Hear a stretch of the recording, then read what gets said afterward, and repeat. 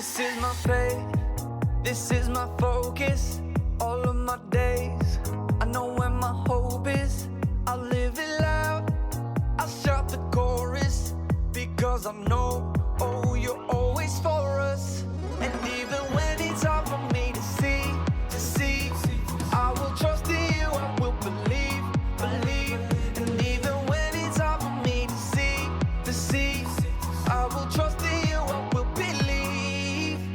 And keep on looking to you for where I'm going, knowing you go there too.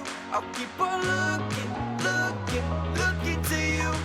I fix my eyes on you. You are my only focus.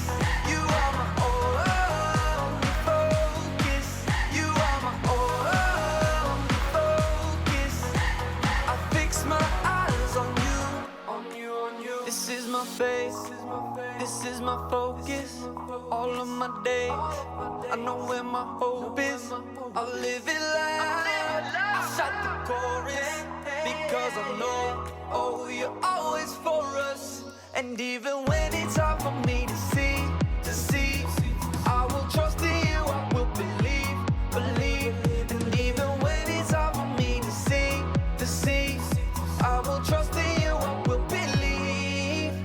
And keep on looking to you for where I'm going, knowing you go there too. I'll keep on looking to you. I'll fix my eyes on you.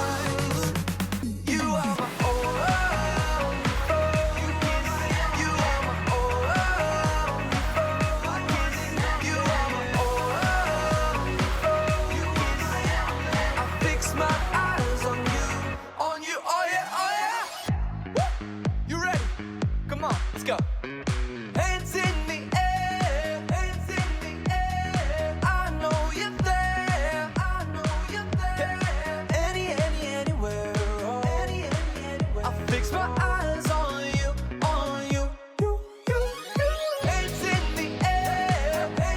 the air, I know you're there,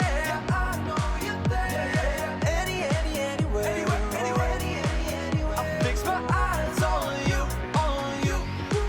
And keep on looking to you for where I'm going, knowing you go there too. I'll keep on looking to you. I'll fix my eyes on you. You are my only, you are my only focus. You are my only focus. I fix my eyes on you. The Bible. It's 66 books of history, stories, letters, and poetry that fit together to form God's one big story.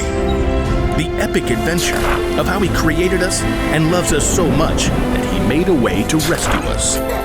As we travel through the Bible, from Genesis to Revelation, we discover people who met God and found their lives changed forever. Now, for an amazing story, inspired by the book of Acts, chapters 27 and 28.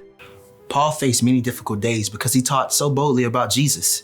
He was beaten, made fun of, thrown into jail, and run out of town.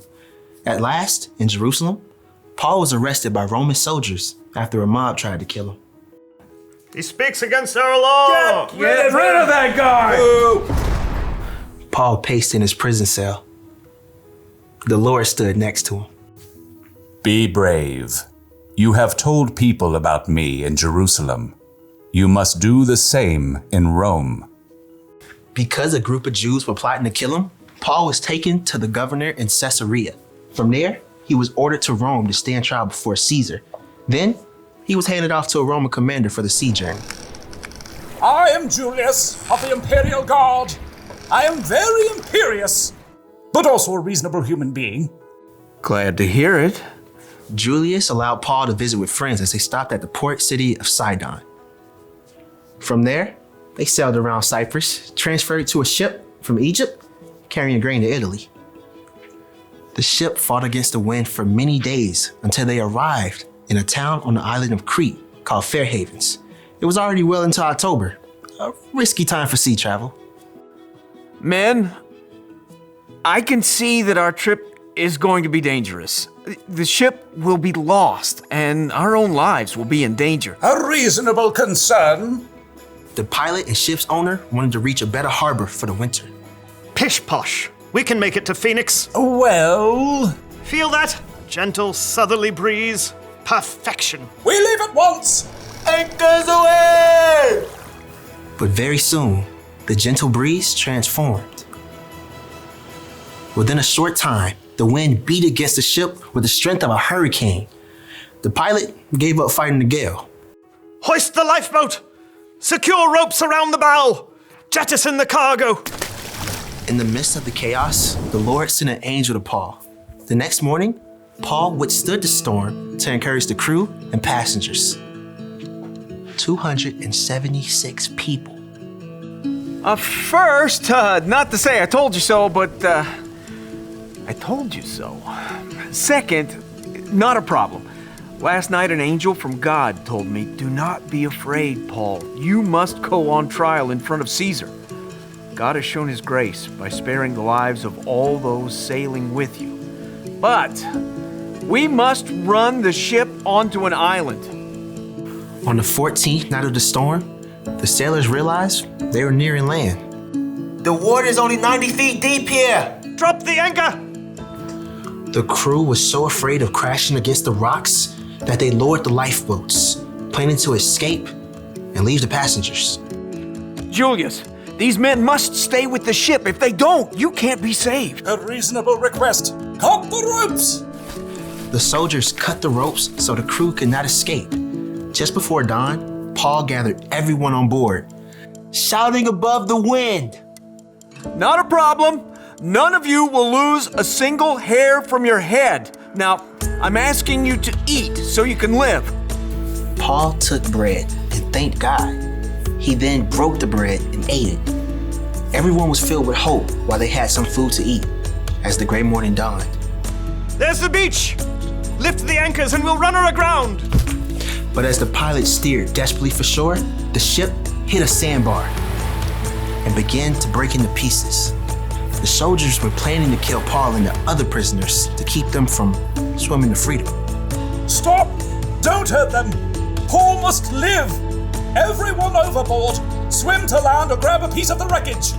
Miraculously, everyone made it to shore, just as God had promised. Welcome to Malta. The people of Malta were unusually kind as they built a fire to welcome this large group of wet and stranded visitors. I'll fetch some more firewood. Paul tossed sticks into the fire. Then, a deadly snake slithered out and sunk his teeth into Paul's hand. This man must be a murderer. The gods won't let him live. Not a problem. Totally fine. Paul simply shook the snake into the fire. When the people saw he was unharmed, they decided he was a god. Publius, a chief official, welcomed Paul and the others into his home. Take whatever you need. Paul discovered that Publius, his father, was very sick, so he prayed. Jesus, please, heal this man. Publius, his father, was made well. All the sick people on the island flocked to see Paul, and they too were healed. Paul had so much respect on Malta that when it was time to leave, the people of Malta gave him all the supplies they needed. Bon voyage! At long last, Paul neared Rome. The believers had heard he was on his way and traveled to meet him. Welcome to Rome!